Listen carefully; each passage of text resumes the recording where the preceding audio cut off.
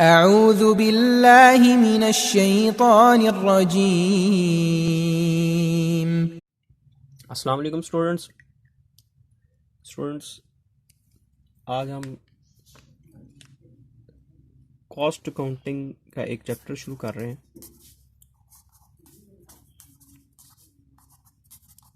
और ये जो चैप्टर हम शुरू कर रहे हैं ये सुहेल अफजल साहब की बुक का चैप्टर नंबर हमारे पास 9 है और जिसका नाम हमारे पास है जी लेबर।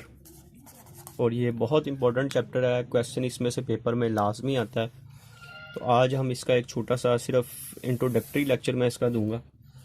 सबसे पहले तो आपको देखना पड़ेगा कि लेबर क्या है।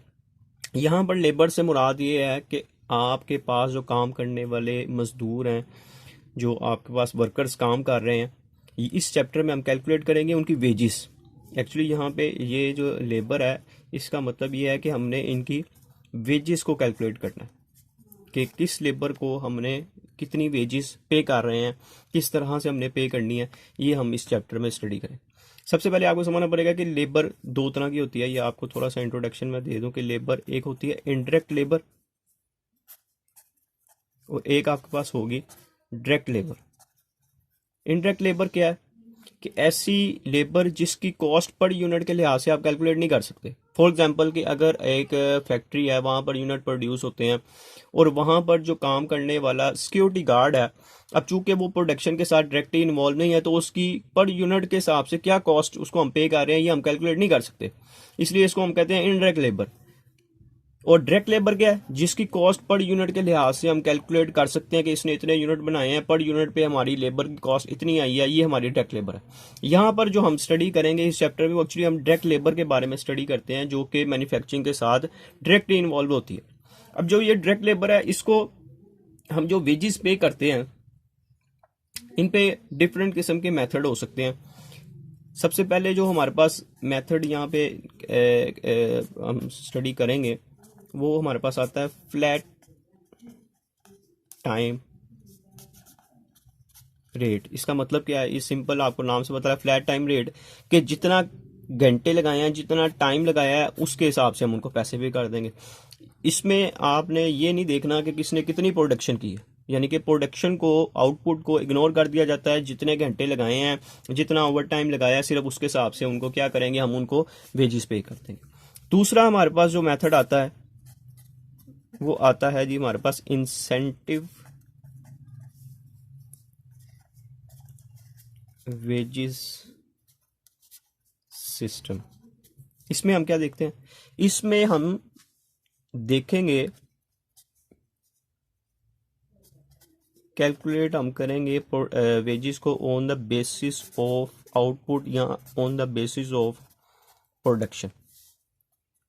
जितने जितने किसी लेबर ने, किसी मजदूर ने, किसी वर्कर ने प्रोडक्शन ज्यादा की है, उसको हम ज्यादा पैसे पे करेंगे। जिसने प्रोडक्शन कम किया उसको हम जो पैसे हैं वो भी कम पे करेंगे।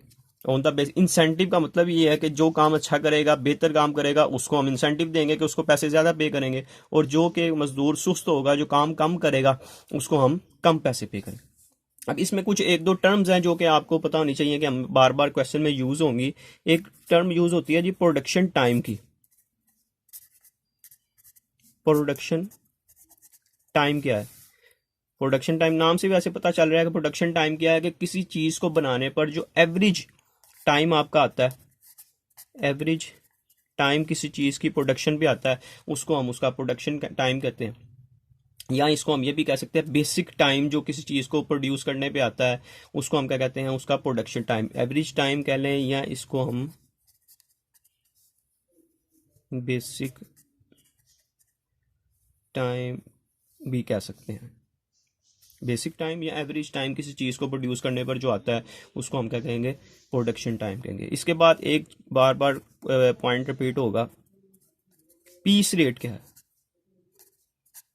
तो पीस रेट क्या है कि सिंपल, एक पीस को बनाने पर जो हमारा कॉस्ट आ रही है या जो हमारी लेबर उस पर आ रही है उसको हम क्या कहेंगे, उसका पीस रेट कहेंगे।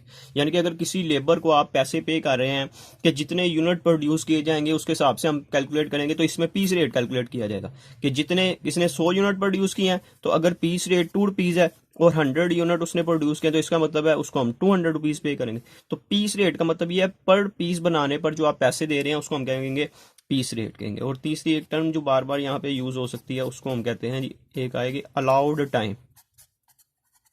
अलाउड टाइम क्या है कि आप अपने वर्कर को कोई यूनिट बनाने के लिए, कोई पीस बनाने के लिए क्या टाइम अलाउड करते हैं। जैसे ये एक मार्कर है, इसको बनाने के लिए आप कहते हैं नहीं मैं आपको पर पीस, एक पीस बनाने के लिए आपको 10 मिनट दिए जाएंगे या 1 मिनट दिया जाएगा, 1.5 मिनट दिया जाएगा, 5 मिनट दिया जाएगा, ये इसका क्या कहेगा टाइम अलाउड। अब जरूरी नहीं है वो इतने टाइम ले, अगर तो वो एक्टिव होगा, वो फास्ट वर्कर होगा तो वो इससे कम टाइम में प्रोड्यूस कर देगा। और अगर वो सुस्त होगा कस्टमर आपका वर्कर, या वो काम सही तरीके से नहीं कर रहा होगा तो वो इस टाइम से ज्यादा पे चले जाएगा।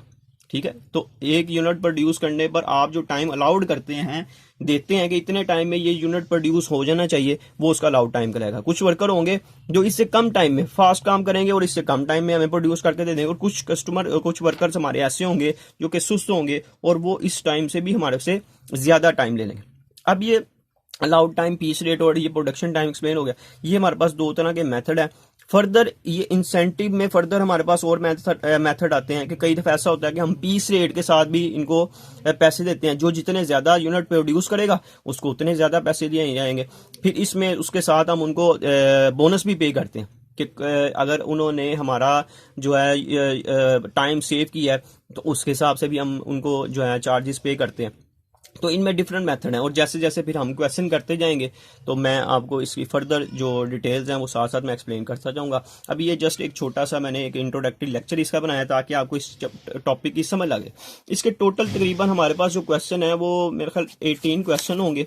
ठीक है, ये 18 क्वेश्चन हमने करने हैं, और इनमें से पेपर में 1 क्वेश्चन जो है वो कंपल्सरी है, जो इसमें समझने के पेपर में क्वेश्चन लाजमी आता है। इस चैप्टर में से कंपलसरी क्वेश्चन एक आएगा, 20 मार्क्स का क्वेश्चन है, तो इस चैप्टर को आपने बिल्कुल स्किप नहीं करना। इसकी वीडियोस को अच्छे तरीके से समझना है, प्रैक्टिस करनी है, तो फिर जाके आपका ये इंशाल्लाह ये जो टॉपिक है ये कंप्लीट होगा।